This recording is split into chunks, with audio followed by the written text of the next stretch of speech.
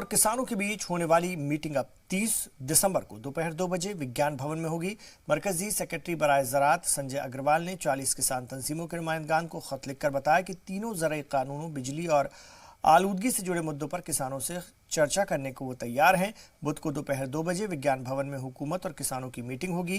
किसानों के साथ मीटिंग से पहले मरकजी वजीर दाखिला अमित शाह से मरकजी वजीर पीयूष गोयल ने मुलाकात की। पहले किसानों की तरफ से 29 दिसंबर के लिए ज़राई कानून को रद्द करने पर चर्चा के लिए मरकज को खत भेजा गया था, जिसके जवाब में मरकज ने 30 दिसंबर के लिए दोपहर 2 बजे मुलाकात के सिलसिले में खत लिखा है।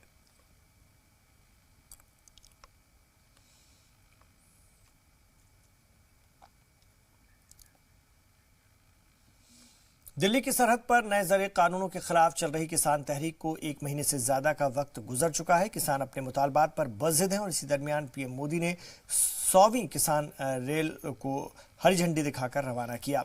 इस प्रोग्राम के दौरान पीएम मोदी ने अपने खिताब में वाज़ेह तौर पर कहा कि हम सही रास्ते पर हैं, हमारी नीयत साफ है, पॉलिसी वाज़ेह है।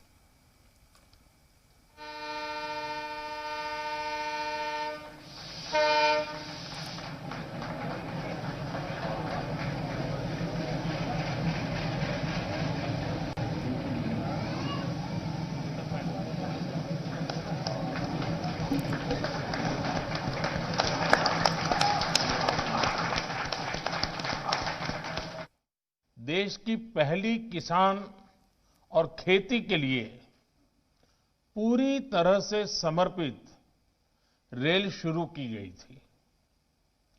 उत्तर, दक्षिण, पूरब, पश्चिम देश के हर क्षेत्र की खेती को, किसानों को किसान रेल से कनेक्ट किया जा रहा है।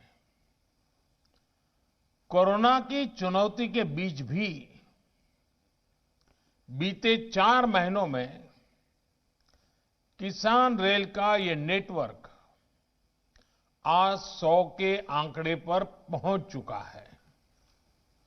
आज 100वीं किसान रेल थोड़ी देर पहले महाराष्ट्र के सांगोला से पश्चिम बंगाल के शालीमार के लिए रवाना हुई है। यानी एक प्रकार से पश्चिम बंगाल के किसानों, पशुपालकों, मछुआरों की पहुंच मुंबई, पुणे, नागपुर जैसे